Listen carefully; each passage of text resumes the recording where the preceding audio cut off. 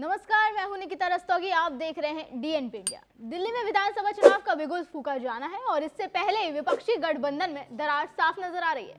राजधानी में मजबूत आम आदमी पार्टी ने अकेले चुनाव लड़ने का ऐलान कर दिया है।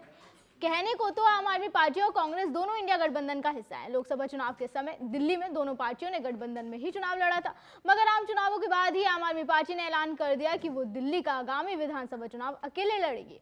और अब दिल्ली चुनाव में दोनों पार्टियां एक दूसरे के खिलाफ खड़ी हैं। ऐसे में विपक्षी गठबंधन का ही हिस्सा समाजवादी पार्टी की दिल्ली विधानसभा चुनाव के लिए क्या रणनीति है, इसको लेकर भी चर्चाएं शुरू हो गई हैं।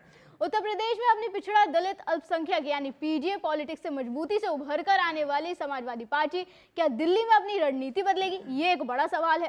दरअसल दिल्ली में आप के बदले रुख के बाद इंडिया गठबंधन के अन्य सहयोगियों के बीच हलचल तेज हो गई है। आम आदमी पार्टी ने विधानसभा चुनाव में कांग्रेस का साथ इसलिए छोड़ा क्योंकि पार्टी को लगने लगा है कि कांग्रेस का वोट बैंक आपकी तरह शिफ्ट होना संभव नहीं है और आपसे गठबंधन कर कहीं ना कहीं कांग्रेस को ही फायदा होने वाला है।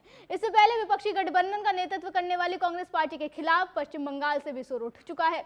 आपको याद होगा कि हाल ही में एक इंटरव्यू के दौरान तृणमूल कांग्रेस अध्यक्ष और पश्चिम बंगाल के सीएम ममता बनर्जी ने इंडिया गठबंधन का नेतृत्व करने की इच्छा जाहिर की थी, जिसके बाद कयास लगाए जाने लगे कि गठबंधन में सब कुछ ठीक नहीं चल रहा। खासकर हरियाणा और महाराष्ट्र विधानसभा चुनाव के बाद कांग्रेस के नेतृत्व पर कई तरह के सवाल उठाए जाने लगे, जिसके बाद इस विवाद में समाजवादी पार्टी के साथ और भी सहयोगी कूद पड़े।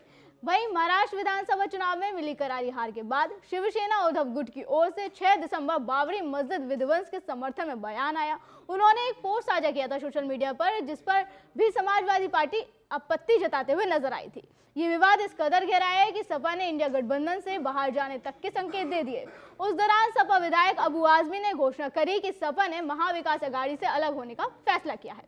इसके बाद समाजवादी पार्टी के राष्ट्रीय प्रधान महासचिव राम गोपाल यादव ने राहुल गांधी को इंडिया गठबंधन का नेता मानने से इनकार कर दिया। उन्होंने कहा कि हम राहुल गांधी को अपना या गठबंधन का नेता नहीं मानते।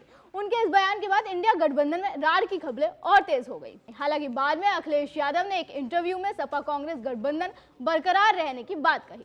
लोकसभा के बाद पिछले 2 विधानसभा चुनाव में पार्टी का रुख अलग दिखा। हरियाणा में सपा ने कांग्रेस के लिए मैदान खुला छोड़ दिया। वहीं महाराष्ट्र के चुनावी मैदान में पार्टी ने 8 उम्मीदवार उतारे, लेकिन इंडिया गठबंधन से 2 सीटों पर समर्थन मिला और उन पर पार्टी जीती।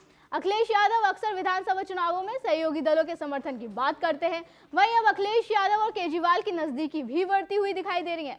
दरअसल हाल ही में आम आदमी पार्टी द्वारा महिला अदालत का आयोजन किया गया था, जिसमें सपा मुखिया केजरीवाल के साथ मंच साझा करते हुए नजर आए। यही नहीं, उन्होंने इस दौरान केजरीवाल की जमकर तारीफ भी करी थी। अखिलेश ने खुले तौर पर ऐलान किया था कि दिल्ली विधानसभा चुनाव में समाजवादी पार्टी आम आदमी पार्टी के साथ खड़ी रहेगी, जिसके बाद से दिल्ली में समाजवादी पार्टी की रणनीति पर सवाल उठने लगे। वैसे देखा जाए तो आम आदमी पार्टी दिल्ली की सत्ता में 1 दशक से जमी हुई है। पार्टी की स्थिति प्रदेश में मजबूत है, वहीं दिल्ली में समाजवादी पार्टी की स्थिति उस स्तर तक की नहीं दिखती। ऐसे में अगर अखिलेश चुनाव से दूर रहने और आपको समर्थन देने का ऐलान करते हैं तो आश्चर्य वाली बात कहीं होने नहीं वाली। अब ऐसे में दिल्ली को लेकर अखिलेश यादव क्या निर्णय लेते हैं, ये देखना दिलचस्प होगा। अभी के लिए इतना ही। आप देखते रहे डीएनपी इंडिया। नमस्कार।